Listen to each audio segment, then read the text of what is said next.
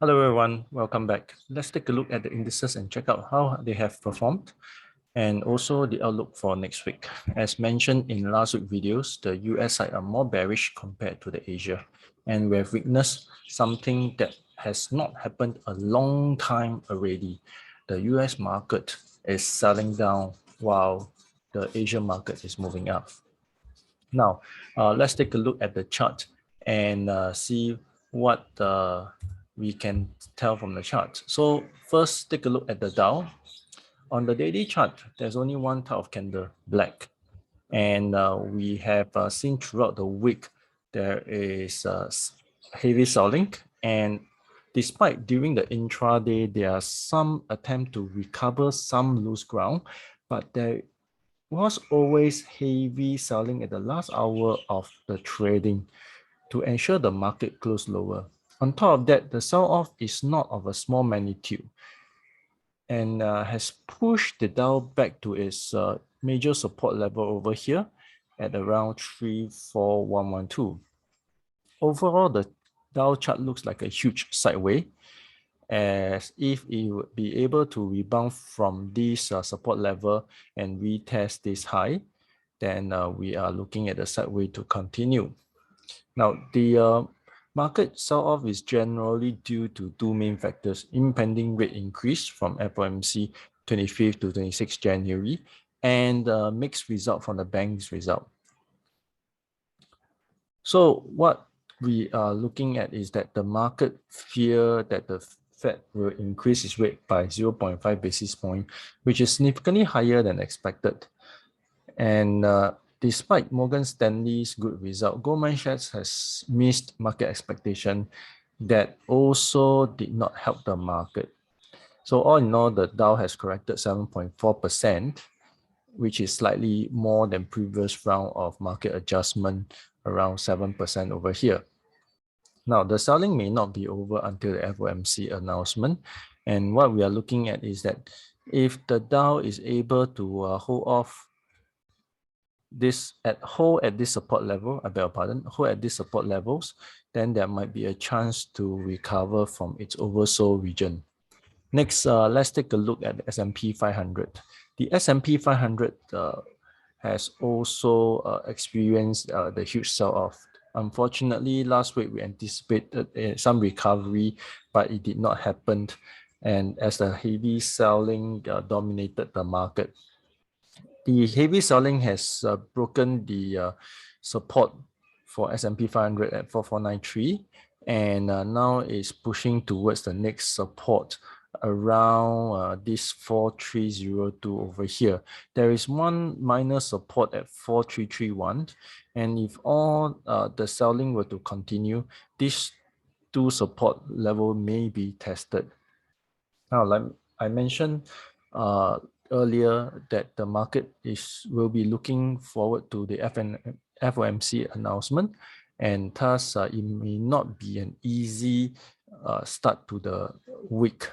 So if we look at the previous correction, the S&P 500 typically correct 10.7% or slightly more than 10%. So if the S&P 500 continue lower to test 4302, it will be natural correction range or within the correction range.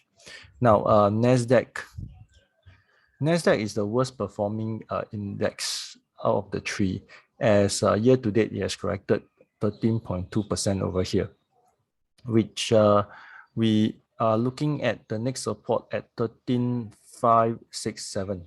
Now, why NASDAQ is the worst performing sector, as the market fear that high interest or a fast increase in the interest rate will not help the growth counters and will temper their growth. Right, starting with Netflix, which announced its poor outlook on Friday, and it shut off 50 billions from its market cap. So most of the other big companies have also followed to sell off, to close significantly lower, driving the NASDAQ into a bear market, which if you were to look at the indicators over here, the S&P 500 is also in the bear market. because they are below its 200-day MA. So let's look at its chart. If you look at S&P 500, it has just crossed down below 200-day MA. So if the sell-off happened, the Nasdaq typical adjustment will be around 17% worst case scenario. I checked the history where if the market enters into recession, the correction will be up to 35%, but I don't actually expect the market to go there, as historically show us that there wasn't any bear market in an interest rate high environment. Let's see how the market react after FOMC. Now let's move on to the Asia market. We are looking at the STI over here, where the STI remains at the high despite the US market is having big sell-off. This was not traditionally so, as in the past, whenever the US corrected, the Singapore market will correct even more. The strong performance is still attributed to the banks as they remain at the high. Despite no sell-off, the chart shows that the STI has been consolidating for a week between 3298 resistance and 3227 support level. So we are still impending for a breakout. So the last Friday's candle has shown some positivity and putting the STI in the driving seat to break out above 3298. But however, this is not conclusive yet until we see the breakout actually happen. Thus, watch closely, because if on Monday the STI happened to open lower below 3272 and drive itself lower towards 3247, it may be the start of a sell-off. Now, let's move to Hang Seng. The Hang Seng index is actually performing well generally last week.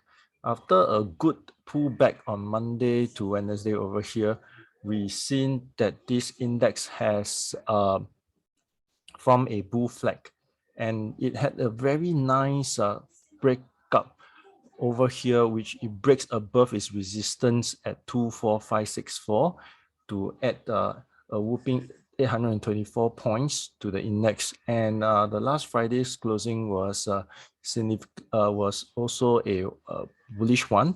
So that's why if we are looking at the index over here, there is a chance for the index to hit 25753 resistance.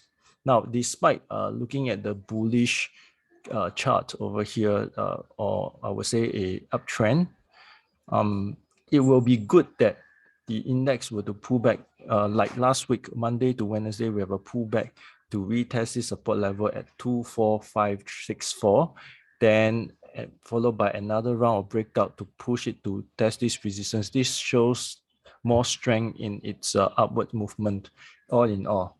Okay, so in general, next week will be a crucial week. The FOMC rate increase has a strong impact on the market, and the ability for STI and Hang Seng to continue its upward movement will be the highlight of the upcoming week. All right, so I will update the chart and in the video again, and then thank you for viewing this video. I will see you again.